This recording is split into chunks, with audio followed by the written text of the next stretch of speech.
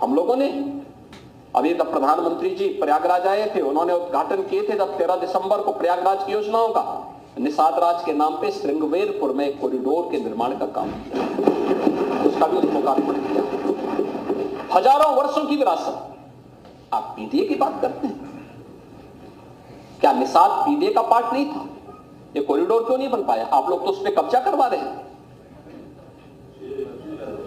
श्रावस्ती में और बहराइच में महाराज सोहेलदेव के नाम पर विजय स्मारक ये लोग नहीं बनने देते थे, हमारी सरकार ने बना करके तैयार किया। हमारी सरकार ने बनाया है, भव्य स्मारक बनकर के तैयार हो चुका है। वाराणसी में संत रविदास जी, मन चंगा तो कटौती में गंगा। आप सोचिए, क्षीर गोवर्धन जो उनकी पावन जन्मभूमि है, उस पावन जन्मभूमि में कॉरिडोर का निर्माण हो, संत रविदास जी की भव्य प्रतिमा लगे, समाजवादी पार्टी ने हमेशा उसमें ब्रेकर खड़े किए, नहीं बनने दिया। और हमारी सरकार है डबल इंजन की सरकार, प्रधानमंत्री मोदी जी के नेतृत्व में आज कितना भव्य स्वरूप क्षीर गोवर्धन। महर्षि वाल्मीकि का लालापुर, उनकी पावन साधना स्थली, दुनिया का सर्वश्रेष्ठ महाकाव्य देने वाले महर्षि वाल्मीकि जैसे त्रिकालदर्शी ऋषि, वहां का सुंदरीकरण का काम में बाधा समाजवादी पार्टी। राजापुर का विकास संत तुलसीदास जी ने, जिन्होंने आधुनिक रामायण के रूप में रामचरितमानस दिया, घर घर में जिसका गायन होता है, कोई भी मांगलिक कार्यक्रम होता है, इसके बगैर नहीं हो सकता। आप लोगों ने राजापुर का विकास नहीं होने दिया। आपने गरीबों के मकान नहीं बनने दिए। समाजवादी पार्टी की सरकार थी, पहले 2.5 वर्ष में 0 प्रोग्रेस। शौचालय उनके घरों में नहीं बनने दिया, 0 प्रोग्रेस। आखिरी मकान 56 लाख मकान बने। बैठिए बैठिए लाल बिहारी, लाल बिहारी आप देते हैं, लाल बिहारी जी ये अच्छी परंपरा नहीं है। लाल बिहारी जी ये अच्छी परंपरा नहीं है, ये टोका टोकी की बात अच्छी नहीं है। लाल ये आपने लाल बिहारी जी, आपने जो पैसा दिया वो केवल समाजवादी पार्टी के कैडर को दिया था, अपने कार्यकर्ता को दिया था, किसी दलित को नहीं दिया था, किसी वंचित को नहीं दिया था, किसी गरीब को नहीं दिया था, किसी किसान को नहीं दिया था। मैं कर रहा हूं ना, हम तो कर ही देंगे, हमारा श्वेत पत्र तैयार है। लेकिन हम जानते हैं कि आपके कारनामे ऐसे हैं, आपके कारनामे ऐसे हैं कि आप लोगों को आना ही नहीं है, तो काहे आप लोगों को हाईलाइट कर रहे हैं।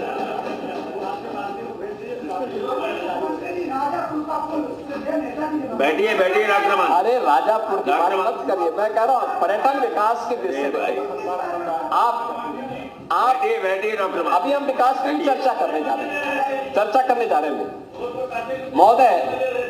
ये कभी भी नहीं चाहते, और यह वर्ष जब हम लोग भारत के संविधान को स्वीकार कर लागू करने का अमृत महोत्सव वर्ष मना रहे, 75 वर्ष पूरे होने के उपलक्ष्य में इस आयोजन को कर रहे हैं, तो बाबा साहब भीमराव अंबेडकर के प्रति कृतज्ञता ज्ञापित करने का वर्ष भी है, और प्रधानमंत्री मोदी जी के प्रति आभार व्यक्त करने का, जिन्होंने 26 नवंबर की तिथि को संविधान दिवस के रूप में देशवासियों को दिया। हर वर्ष आयोजन हो रहे हैं, और इसीलिए इस आयोजन के प्रति सरकार की प्रतिबद्धता, सरकार ने तय किया है कि अनुसूचित जाति जनजाति के छात्रों के लिए जो भी छात्रावास बनेंगे, बाबा साहब भीमराव अंबेडकर के नाम पर ही हर जनपद में हम बनाने का काम करेंगे। हमारी सरकार ने तय किया है, इस बजट में हम इसका उल्लेख करेंगे अभी आने वाले उस पे। इसमें सरकार यह वर्ष लोक माता अहिल्याबाई होलकर जी की 300वीं जयंती वर्ष भी है। उनके प्रति कृतज्ञता ज्ञापित करने के लिए हम 7 स्थानों पर कामकाजी महिलाओं के लिए छात्रावास की सुविधा भी देने जा रहे हैं। ये अहिल्याबाई होलकर के नाम पे सभी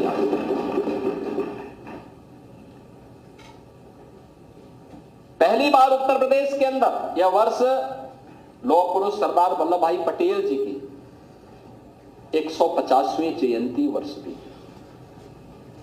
उनके प्रति कृतज्ञता ज्ञापित करने के लिए हर जनपद में 100 एकड़ क्षेत्रफल में हम लोग एक एम्प्लॉयमेंट जोन बनाने की कार्रवाई को आगे बढ़ाने जा रहे हैं।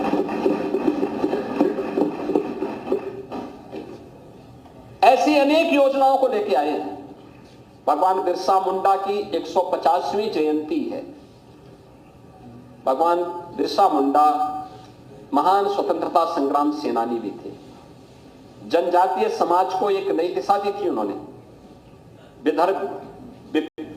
विदेशी ताकतों के खिलाफ लड़े थे। उनके प्रति कृतज्ञता ज्ञापित करने के लिए हम लोगों ने उनके नाम पर इमलिया कोडर बलरामपुर में पहले से ही एक म्यूजियम बनाया है, जनजातीय म्यूजियम। और ऐसे मिर्जापुर और सोनभद्र में भी इस प्रकार के म्यूजियम के निर्माण के कार्यक्रम को हमारी सरकार आगे बढ़ाने जा रही है। सरकार का कार्यक्रम अपने विरासत को आगे बढ़ा करके एक सर्वसमावेशी, सर्वस्पर्शी और लोक मंगल की कामना के बजट को लेकर के आगे आना था। और सरकार ने इन सभी महापुरुषों के प्रति कृतज्ञता ज्ञापित करते हुए अटल जी की स्मृति को, यह वर्ष अटल जी की जन्म शताब्दी वर्ष भी है, हमने हर नगर निकाय में एक डिजिटल लाइब्रेरी बनाई है जो सदैव अटल जी को समर्पित है। उसको बनाने के कार्यक्रम को हमने जोड़ा है, बजट में इसके लिए प्रावधान किया पैसे की। महोदय, यह हमारा सौभाग्य है कि हमारी सरकार ने 9वां बजट प्रस्तुत किया है। 9 बजट में हर बजट की अपनी एक थीम थी। और थीम, पहला बजट अन्नदाता किसान को समर्पित था।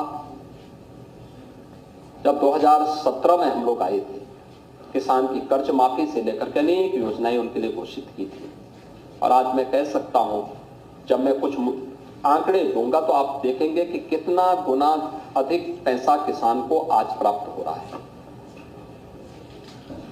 हमने दूसरा बजट प्रस्तुत किया था। याद रखना, 17 के पहले प्रदेश का अन्नदाता किसान आत्महत्या करता था। आज अन्नदाता किसान खुशहाल है। उसके बारे में हम आगे बताएंगे भी। दूसरा बजट हमने प्रदेश के इंफ्रास्ट्रक्चर और औद्योगिक विकास को समर्पित किया था, जो किसी भी विकसित राज्य के या विकसित देश की एक आधारशिला बनती है और ये नए रोजगार का सृजन भी करता है। हमने इसको समर्पित किया था। तीसरा बजट प्रदेश की मातृशक्ति को समर्पित किया था। महिला सशक्तिकरण को लेकर मिशन शक्ति के कार्यक्रम को भी सरकार ने इस वर्ष लॉन्च किया था। चौथा बजट युवा शक्ति को समर्पित किया था और इसमें स्वामी विवेकानंद स्कीम के अंतर्गत 2 करोड़ युवाओं के लिए टैबलेट और स्मार्टफोन वितरण के कार्यक्रम को हम लोगों ने आगे बढ़ाया था। और प्रदेश में अनेक रोजगार के अवसर सृजित करने के नए नए कार्यक्रमों को हमने आगे बढ़ाया था। 21-22 का बजट स्वावलंबन से सशक्तिकरण की थीम पर, 22-23 का अंत्योदय से आत्मनिर्भरता के लेकर के, 23-24 का त्वरित समावेशी और समग्र विकास को समर्पित था। 24-25 का अयोध्या में प्रभु श्री रामलला के प्रकटीकरण, 500 वर्षों के बाद पुनः रामलला का विराजमान होना, राम राज्य की अवधारणा को लेकर के कि लोक मंगल की कामना के साथ यह बजट हमने प्रस्तुत किया था। और 25-26 का बजट सर्वे संतु निरामया, इस भाव के साथ वंचित को वरीयता, इस भाव के साथ यह बजट प्रस्तुत किया गया। और महोदय, मुझे बताते हुए प्रसन्नता है कि वंचित को वरीयता, आपने देखा होगा कि सरकार ने जो कदम बढ़ाए, केंद्र में 10 वर्ष में 25 करोड़ लोग गरीबी रेखा से उभरे और प्रदेश में पिछले 8 वर्ष में किए गए प्रयास से 6 करोड़ लोगों को गरीबी रेखा से ऊपर उठने में मदद मिली है।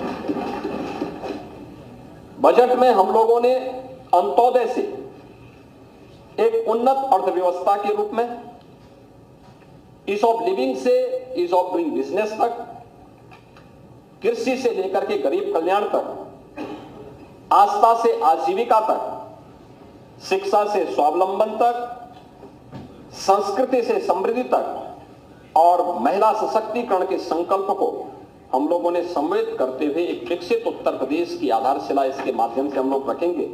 यह हम लोगों ने इस बजट में इस थीम के साथ काम करना प्रारंभ किया है और इस आधार पर लगभग इस बार का जो हमारा बजट है, जो यहाँ पे माननीय सदस्यों ने अपने भाषण में यहाँ पे कहा होगा कि 8,08,736 करोड़ रुपए की का यह बजट हम लोगों ने उत्तर प्रदेश की जनता जनार्दन को समर्पित किया है। इसमें अगर आप देखेंगे 16-17 की तुलना में लगभग 2.5 गुना बढ़ा है और 24-25 की तुलना में लगभग 10% अधिक है।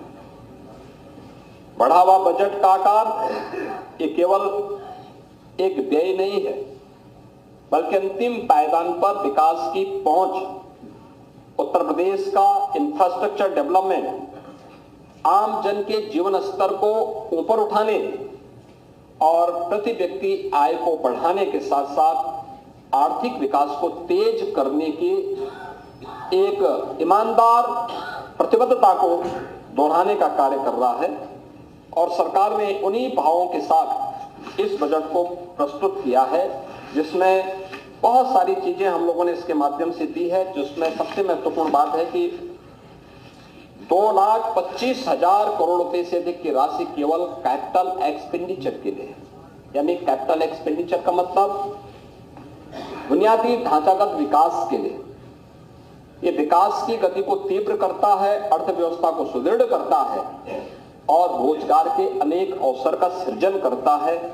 और यह एक बड़ी राशि उत्तर प्रदेश के बजट में हम लोग प्रस्तुत करते आए हैं।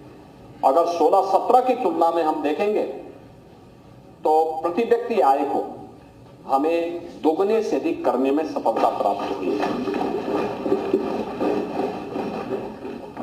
महोदय, आज उत्तर प्रदेश हर दिशा में आगे बढ़ा है और मुझे बताते हुए प्रसन्नता है कि हमारे समाजवादी पार्टी के मित्रों को इस बात के लिए परेशानी होती है कि आप बजट का दायरा क्यों बढ़ा रहे हैं। देखिए, बजट के दायरे को ही नहीं बढ़ाया जाता है, बल्कि अपने घाटे को भी नियंत्रित किया जाता है। और राजकोषीय अनुशासन का, वित्तीय अनुशासन का सबसे अच्छा उदाहरण माना जाता है, जिसके लिए रिजर्व बैंक ने भी एक लिमिट तय की हुई है कि आप इससे ज्यादा जो आपका कुल जीएसडीपी होगा उससे आप कितना पैसा उधार लोन दे सकते हैं, वो लिमिट तय है। और सरकार का जो यह जीएसडीपी का जो हमारा राजकोषीय घाटा है 3% से कम है, 3% यानी 2.97% है, जिसको हम कांस्टेंट रूप से आगे बढ़ा रहे हैं, जबकि हम बजट का दायरा बढ़ा रहे हैं। और यह तब है कि जब पिछले 8 वर्ष में सरकार ने कोई नया टैक्स उत्तर प्रदेश की जनता जनार्दन पे नहीं लगाया, बल्कि डीजल और पेट्रोल पर जो पहले से वैट था उसको कम किया है। बिना टैक्स बढ़ाए बजट का दायरा बढ़ा देना, बिना टैक्स लगाए इंफ्रास्ट्रक्चर के नए युग में प्रदेशवासियों को पहुंचा देना, यह अपने आप में सरकार की प्रतिबद्धता को दिखाता है, पॉलिटिकल विल पावर को दिखाता है। सरकार ने वो दिखाने का प्रयास किया कि हां, हम भ्रष्टाचार पर प्रहार करेंगे, लीकेजेज को रोकेंगे। और लीकेजेज को रोकने का परिणाम है कि आज हम बजट के दायरे को बढ़ाने में भी सफल हुए हैं। विकास के लिए पैसा दिया है, लोक कल्याण के लिए पैसा दिया है और हर एक विभाग की आवश्यकताओं की पूर्ति करते हुए सरकार ने इन कार्यक्रमों को आगे बढ़ाने का काम किया है। अरे लाल बिहारी जी, आ रहा हूं, जबरदस्ती लिखवा रहे हैं। अच्छा बात आपने कही है तो अच्छा, जब आपका बजट था 3 लाख करोड़ था तो आपका जो खर्चा होता था वह भी 60 से 65% तक ही मात्र खर्च हो पाता था। आप उसको पीएलए में डालते थे जिससे अगले बार फिर उसमें लूट हो सके। हमने पीएलए की स्कीम बंद करवाई, हमने कहा ये वापस राजकोष में जाएगा। और याद रखना, आज बजट का दायरा 8 लाख करोड़ से ऊपर का पहुंच चुका है और ये खर्चा 31 मार्च तक ये खर्चा हो जाएगा। आप ये मान के चलिए कि ये जो खर्चा होगा ये 75 से लेके 80% और कभी-कभी 90% तक ये खर्चा